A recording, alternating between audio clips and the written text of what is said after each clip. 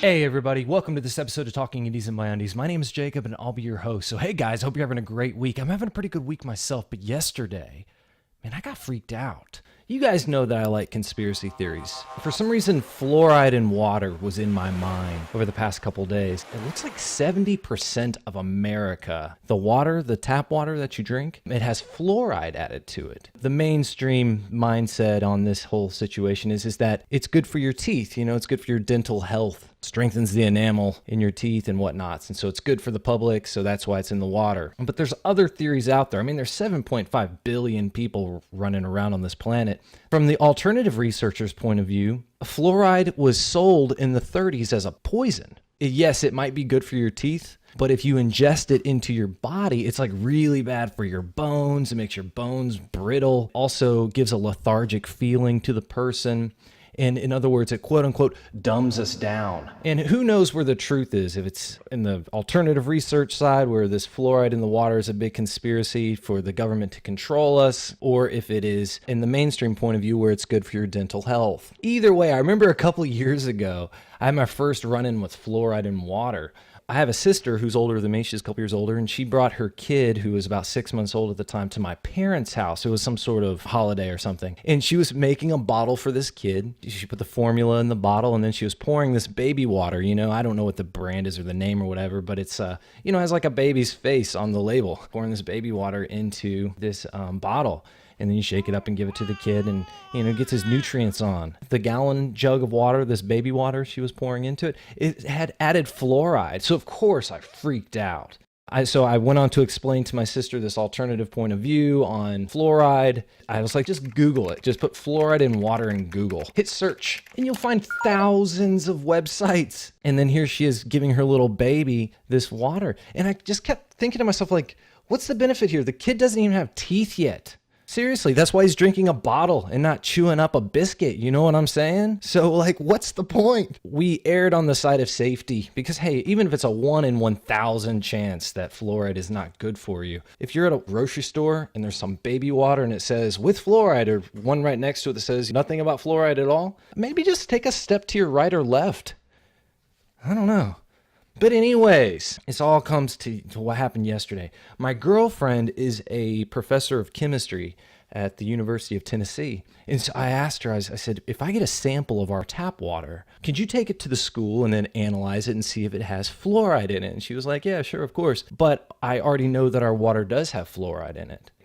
How do you know that? She said, well, because there's a sign in Lenore City that says that it's been approved for fluoride in the water. And I said, I've never seen that sign before. And the reality is I am a bit dreamy. When I get in a car, so I just start daydreaming, man. I start thinking about aliens and artificial intelligence and how they're going to eventually run the planet. But apparently there is a sign in Lenore City that says that there's fluoride in the water. So now, of course, I'm not going to drink any of the tap water because, I'm like a crazy person, and I'm going to have to start picketing the town hall meetings. Maybe we'll make a documentary about that. Maybe a Grindhouse trailer. Speaking of the Grindhouse trailer competition, it's going down this week, so contestants have 6 days to make a Grindhouse trailer, like a mock trailer for a film that doesn't exist. So that's going on right now, so that's pretty cool. I'm not participating in that, but I can't wait to see what people come up with. Learn more at KnoxvilleHorrorFest.com. But today we have some big time guests, guys. We're in for a treat.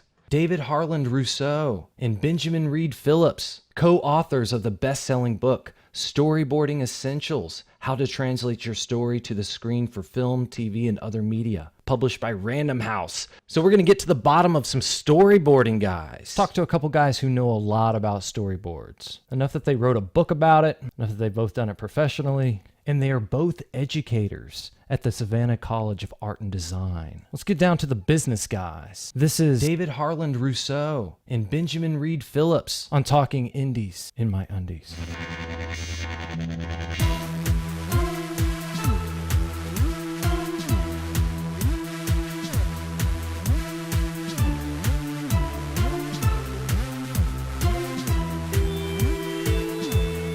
My name is David Harland Rousseau. I'm a professor at Foundation Studies. I teach drawing for storyboarding, but I'm also a writer and director and actor as well. back in the day, Ben and I were teaching storyboarding, drawing for storyboarding as the course. We discovered that while there are these fantastic coffee table books on the art of a certain movie or this movie or that movie, we also discovered that there really weren't a lot of books that introduced people to the basics of storyboarding, and more importantly, how it pertained directly to filmmaking and interpreting the written word and all of these things. It gave us a chance to take all of our notes over the years and put them together and create a user-friendly textbook that directors could use, artists could use, writers could use, and really geared towards the beginner. It's why it's called Storyboarding Essentials. We try to demystify the storyboarding process in it and make it as user-friendly as possible, because we know, and Jacob, you know, you're a filmmaker yourself, that storyboarding can save you a lot of time. I'm Benjamin Reid Phillips, and I also teach foundation studies at SCAD. So, and as David had said already, we both teach the drawing for storyboarding course, which is the introductory level course. Certain majors are required. There's a storyboard minor at the college, but we really are generally the first course where anybody's ever hit that. And not only was, as David was saying, there's a lot of coffee table books out there. A lot of the books that I've read over the years on the subject are advanced books. They expect you to understand all the basics already. And they don't really spend a whole lot of time explaining to the layman or the beginner what's a medium shot, what's the difference between a pan and a track. So there was a big void there. And as David said, we both sort of compiled various handouts and notes and approaches to this over the years, and that opportunity arose. I know for me also, I felt like that there was a gap for live action filmmakers. The storyboarding started in animation, and a lot of those art of books are for these, major animated features. And there really wasn't an awful lot on the subject outside a handful of books and the Hitchcock wikis, which have a lot of the storyboards from his films. Not a lot of information out there for applications for TV, films outside of the animation realm. Now, for a guy like me who, I've tried some storyboarding a little bit. I'm not a terribly good artist, but I definitely see the value in being able to remember an image a specific way. What are some things that I could focus on to get better at translating my story using storyboards? Well, there's three things that even if you can't draw, and we hear that a lot, I can't draw, I'm not going to use storyboards, and I can't afford a storyboard artist. You know, and we know, and the thing is, we realize that technology has sort of democratized filmmaking in a broader sense. That is to say, that you can go out with your iPhone, which now has an iMovie app, and then run around and make a short film that looks great online. It may not be quality for release in a cinema, but it's good enough to tell a narrative. Well, those folks may not know how to draw. But what every storyboard, regardless of drawing level, every storyboard artist needs to know, and what every storyboard panel needs to depict in some form or fashion, are three basic things. And if you know these three basic things and can depict them in stick figures, you're doing well. First one, of course, is the framing height. And where are we looking at? Are we looking at a medium shot, a wide shot, a close up, an extreme close up, close on? What are we looking at? So framing height's number one. Number two in that is the camera angle. Are we talking about a worm's eye view, bird's eye view, neutral shot? What are we talking about there? So camera angle is number two. Number three on that is movement. Pan versus track, push versus zoom, tilt versus crane, these sorts of things. Is it just a static shot? And it could be a static shot in your panel. It really, as long as those three things, angle, movement, and framing height, are all conveyed in every panel, then you can communicate that to whoever's running your camera. Or even if you're just trying to make some quick visual notes for yourself, It'll work out great. One more note on that too is it's important to, whenever you draw your storyboards, know the aspect ratio of the equipment that you're using, the camera that you're using, the film stock. Film is going away, I know that. But if you're at 2.4 to 1 ratio, or your 16:9 ratio, you should know that ratio before you draw the panel so that when you do your composite or your composition for that frame, people know how it's supposed to look inside the camera, even if it's just stick figures. You said three different things. You said angle, movement, and what was the third? I'm sorry. Framing height, which is the framing height is how close it's a little misleading to some people when they hear that. It's just, let's take the word height out of that to make it easier. How about framing? It's called framing height technically speaking, but we're going to call it framing. And the height comes into how much of the actor are you showing? Is it a full shot? Is it an American shot, like above the knee, or otherwise known as a cowboy shot? Is it a medium shot? Is it a close-up? Is it an extreme close-up? So the framing. So we'll call it framing, angle, and movement to simplify. Framing, angle, and movement. Yeah, I think the term framing heights sometimes gets a little limiting because you can certainly have wide shots and things that aren't dependent on a particular anatomical marker on an Exactly. actor. Very true. With David, with notes, what comes to mind to me is the artist J. Todd Anderson. He storyboards the Coen Brothers films. He's anything but a virtuoso artist. But he was a filmmaker. He still does films himself, but he brought those skills, the ideas of camera movement, angle, and to me, the strongest thing is that you don't necessarily have to be a great artist to know what shots you want and use that as an organizational tool to keep you mainly on budget and on shooting schedule and save yourself a lot of hassle over how many camera setups you're going to do, how many lighting setups, and really maximize all your setups and your time and budget. Yeah, that seems incredibly important. In all the professional jobs that I work on, most of them have some form of storyboard, kind of know what you're looking at. Yeah, well, for me, when I'm boarding, a lot of times I'm off site. I'm not on set, or I'm doing boards early on to help visualize the film. And one thing with those is I know I need to leave a lot of leeway for changes. At that point, it's sort of blue sky, if you will. I'm not terribly concerned about the budget. Sometimes it's just a simple series of complex shots. I know I've done projects where I've only boarded certain shots that were going to be more complex and needed that extra planning. And things like the singles, shots like that, they didn't bother to board because they're rather straightforward, not tricky shots. Oftentimes on those, I'm dealing with the moving cameras and how those things are going to be framed up.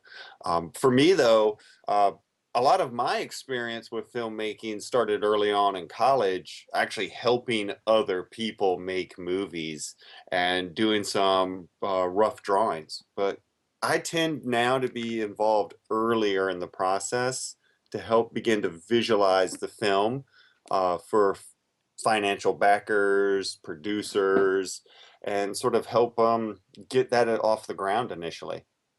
Yeah, as a matter of fact, Ben has done the opening sequence of a horror movie that I'm seeking financing for, which has actually, that artwork has gotten some traction. Now, so the question might be all of a sudden, wait a minute, why did you ask Ben to do storyboards or you could do storyboards? A couple of things, actually.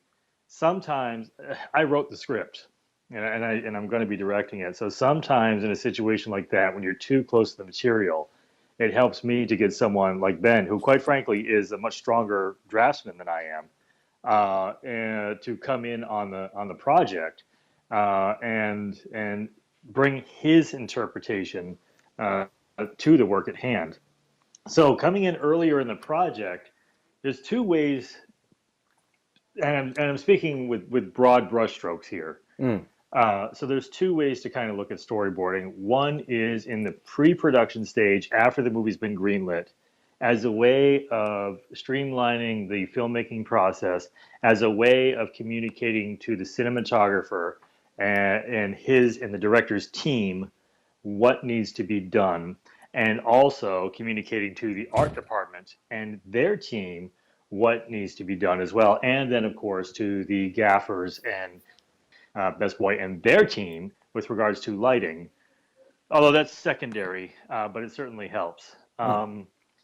That's one thing, the actual pre-production into production phase of storyboarding in terms of what the camera sees or is supposed to see. The other end is what Ben alluded to, where it's coming in at the pre-production level, where you're showing a sequence, and it's not the whole movie. It's just enough so that an investor who's really good with money, but probably not very visually adept, they understand the concept, but they need to see it. They need to know that the director has a vision and has control of the project. And seeing visuals like storyboards helps in much the same way that Ralph McQuarrie's 21 paintings helped George Lucas get greenlit for Star Wars. It's giving a visual and a vision to people who are not experienced in that medium, but want to be involved or need to be involved. That's the only time that really some draftsmanship comes in handy, Yes. is in those pre-production, because once you're in production, boards, they need to work. That's the most important thing. They just need to communicate. They can actually be very rough. So oftentimes, if you're looking at those art of books or behind the scenes, that more polished shots, early shots tend to be, on the earlier financing side. It helps to have them a little more developed. And which is actually kind of funny, because I came around full circle. The first storyboard job I ever did was about trying to get educational children's programming picked up. Wow, that was 20 years ago. So, and then I know I got sidetracked working in the comic industry in between. Well, this seems like that'd be fairly related. Comic books, I mean, using panels, it seems like that'd be fairly similar, right? They are. Interesting. Yeah, it makes a lot of sense that from a getting financing point of view, I mean, if some guy doesn't have to read your 90-page script, he can just flip through some images. It's a little more fun to look at, and it makes a lot of sense, right off the bat. So that seems like definitely the way to do it. Well, the Wachowskis, when they did The Matrix, the only way that The Matrix got done was through copious storyboards. And then they storyboarded the whole movie, didn't they? Yes, they did. They brought in Steve Skroce, somebody they had worked with actually back when they were writers at Marvel, and had the whole film boarded out. I know Peter Jackson did the same thing for his Lord of the Rings pitch as well. And Peter Jackson, by the way, is a storyboard fanatic. When he was on the movie The Frighteners, they storyboarded just about everything in that movie, The Frighteners, which is in my top 10 films, by the way, even more so than Lord of the Rings. Because it was more fun, more innovative, more original, and some of the storyboard sequences. The storyboard artist on that one was doing 100 storyboards a day for Peter Jackson. That's how important storyboards are to that director. Wow. Yeah, I've seen The Frighteners. Michael J. Fox and Company. Michael J. Fox and Company. Yep. Yeah, Peter Jackson. That's really cool. I was skimming through the table of contents of your book, and I just wanted to talk to you quickly about Chapter 5, Continuity. Tell me about the importance of continuity when it comes to storyboarding. In the example we give in the book, we talk about a hippie and a beatnik traveling across country in a van, and they're going from the East Coast to the West Coast. And in that way, we were saying that the importance of the direction of that movie, and thinking about that is, okay, so if we know that these guys get in a van in Savannah, Georgia, and they're trying to go to Los Angeles, California. If you look at a map of the U.S., Savannah, Georgia is on the right side of the map, and Los Angeles is on the left side of the map. Mm-hmm. And as a result of that, the van should always be traveling right to left, because that's the goal. That's their objective. Like in the movie Snowpiercer, for example, he starts in the back of the train, and the whole time he's got to move forward towards his goal. It's always towards the front of the train. until something pulls him backwards. Mm. Yeah. So continuity, that's one thing. Screen direction, screen logic, and making sure that the movement is consistent in terms of the narrative. The other part of that is something that most filmmakers adhere to, but we ascribe to. I certainly do when I shoot short films. Even I always watch for things like the rule of right and the 180 rule, establishing that once you put two characters in proximity to one another, if character A is on the left and character B is on the right, then that relationship has to be established through that scene, unless there is a significant movement that takes them out of that relationship. But the camera can't move around them and all of a sudden do an over-the-shoulder shot, for example, where character A, who was on the left, is now suddenly on the right. That causes a disconnect in the viewer and distracts them. And when the viewer's distracted, they're no longer paying attention to the story or the narrative. You're losing track of that. And they know something's wrong. If they're an experienced filmmaker, they'll throw the BS flag and say, "Wait a minute, this guy doesn't know rule of right, doesn't know 180 rule, the axis there, doesn't know that, so it's distracting." Um, so that establishment of understanding the axis and not crossing that line, or if you're going to move the camera, move it in at least 30-degree increments so the audience understands that it's a different take as opposed to a slight jump cut. Mm. That's part of that whole continuity issue. Of course, now most of the time in filmmaking, when we talk about continuity, we want to make sure, for example, that the actors are in the same wardrobe or the actors are using the same props. In Empire Strikes Back, one of the most noticeable continuity gaps in terms of wardrobe is in Cloud City in Bespin. Han Solo is about to go in the carbon freezing chamber, and in one moment he has his vest on, and in another one he doesn't, and then he has his vest on again. Huh. I've only seen that movie 100 times, but I've never noticed that. Go back and watch it. I mean, you think too, with the revision, with all the digitization they did, they could have digitized the vest on the but that's what most of the time people think of with continuity. But the reality of it is, in storyboarding, it's making sure that the characters are in place, or that the vehicles are going in the same direction from one panel to the next. We want to demonstrate that consistency throughout. Continuity in and of itself could be a whole book covering everything from your lighting to costuming. But I think with the storyboard artist, you have to be careful because you can, especially I find sometimes people have been coming from other fields, like maybe illustration, comic books, things like that. They're used to being able to put the point of view in odd places and play with that. And you have to watch out for that, getting too crazy and being so concerned with creating an interesting point of view that you wind up confusing everybody. And I think oftentimes, because it's the first visual pass, you have to really know those rules. I know one that things like 30-degree rule for cuts. Actually, I feel like that chapter is like a gigantic version of a PowerPoint I've been using for years in class. But it's a good thing.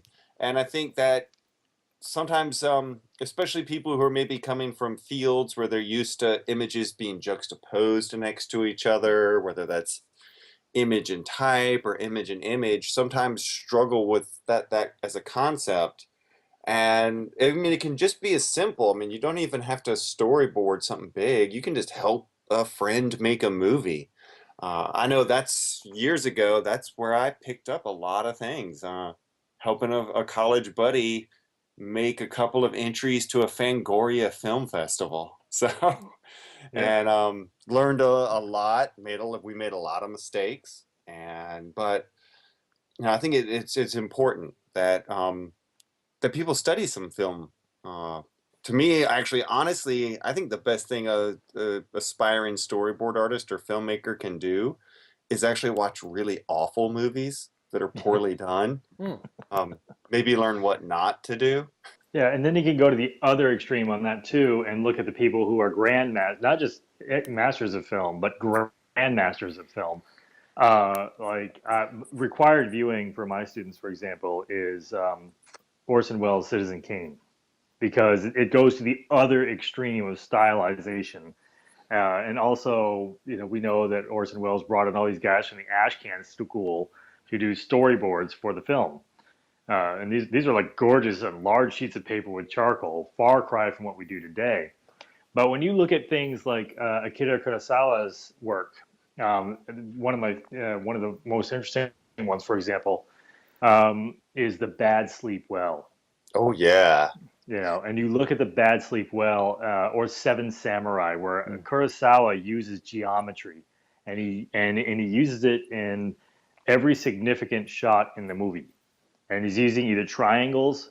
He's got a theme. He's got a geometric theme, and he's either using triangles, or he's using circles, or he's using the numbers of people, the relationship of proximity of the characters and their placement within the environment. He's using the environment in the background. For someone who is experienced in the filmmaking realm, you have to look at the grandmasters like that. You've got to look at something like Citizen Kane or A Touch of Evil with Orson Welles. Hitchcock, certainly. You look at Rear Window, Rear Window, the shot of Jimmy Stewart looking out the back alley, and he's framed within this tiny little fire escape window. But if you look at it, it's the Hitchcock visually in film is using dynamic symmetry to compose that shot, which is a whole other field of study. Yeah. But it comes up in terms of understanding the composition and looking at a bad film with jump cuts that were not intended. Jacob, we know that in certain movies, a jump cut is a great effect. Mm-hmm. If it's intended to jar the audience, if it's intended to advance the narrative, to cause discomfort. But when a jump cut is unintended, then sometimes it just leads to hilarity. Most certainly. I think of like Jean-Luc Godard, like Breathless. That's the really famous one for all the jump cuts. But you mentioned that you had this opportunity to write this book. What made you guys want to, give each other a high five and jump into it together and make it happen? Well, I think me and David have been looking for more opportunities to collaborate in general. Yeah. This call for submissions came out, and we were just actually, I think, went out and had a burger and a beer, and sort of just literally began outlining a book. What happened was there was this call for entries through the college, looking for authors to come out and create a new work. I called up Jackie Meyer, and I pitched it to her, and her husband had experience in storyboarding, and she said, "Can you get a proposal to me tomorrow?" And I called Ben and said to Ben, "Hey, you want to talk about putting a book proposal together?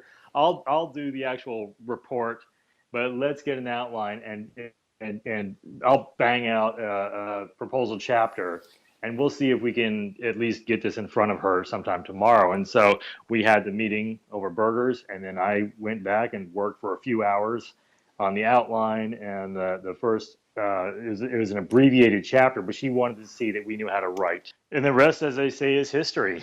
We got the book published. It's been very well received. About 4 times a year, it pops into the top 100 on 3 different lists on Amazon. One is the reference section, one is in the film section, one is in the art section. It pops into the top 100 list, and then it goes away for a while. It comes right back, but it keeps resurfacing in the top 100 lists. It's generally gotten pretty positive reviews. There are a couple nitpickers out there, but that happens in the publishing industry. We're not worried about that. We appreciate the feedback, certainly. It really has helped us streamline our teaching. Basically, all of our notes in one full-color book that we can simply go back and refer to that, and that allows us in the classroom to use the lecture time rather than covering the material that's in the book. We can now use a lecture time to show examples or clips from movies or commentary or other things, and then allow them, the students, to take the lessons from the book and then from the lectures. And the students are getting much more out of it than they were before. What's coming out of Ben's class and my class and is really a lot of really talented, polished work by future professionals. And these guys are going to go places because they're really taking the material to heart. And that makes us so proud to see that. So if people wanted to check out Storyboards Essentials, the book, where can they find it now? Of course, most of your online retailers, Amazon, Barnes and Noble, I'm trying to think, a Kindle store has it. Yeah, iBook. iBook, yes. I was going to say we need to hit it, try to think about hitting it all. Yeah, I know for me, I was really excited that there's an ebook version of it Mhm. because I don't know about you, David, but I've seen a shift where more and more students have grown up with the concept of ebooks and they prefer them. Yeah, you can download it on Kindle. You can go to iTunes and download Yeah. the book. Especially being able to download it. I mean, obviously the print version's nice, because it's nice to have a hard copy in your possession, and But hey, if you're on set or if you got your iPad or Kindle or something like that, your iPhone, whatever, and you got some time, but you don't want to lug around a big book, you have that option too. It's really, and the other thing too is in the back of the book, there's templates for various aspect ratios. There's worksheets for shot lists, checklists for what you should be covering in every storyboard that you do. Very handy work. There's interviews with industry professionals, so it's not just us talking. Storyboarding Essentials. That's something I'm definitely going to be checking out. I got to up my game when it comes to my storyboarding stuff. I got to be able to communicate this to the team. I can't just be explaining things with my mouth or making them read the script. They got to be able to see it with their eyes. So this is a really great thing. And I can't tell you how much I appreciate you guys taking the time to talk to me about this and really open up my eyes to something that I really need to be focusing more attention on. Well, thank you, Jacob. Really appreciate you having us on. Greatly appreciate it. Yes, that was fun, guys. I enjoyed speaking with Ben and David about their book, their Storyboarding Essentials book. If you guys want to check out that book, I'll put a link in the show notes. I hope you guys have a great week. I'll keep you up to date on this whole fluoride situation, see if I come up with any solutions. But until then, I hope you guys have a terrific week, and I'll speak with you soon.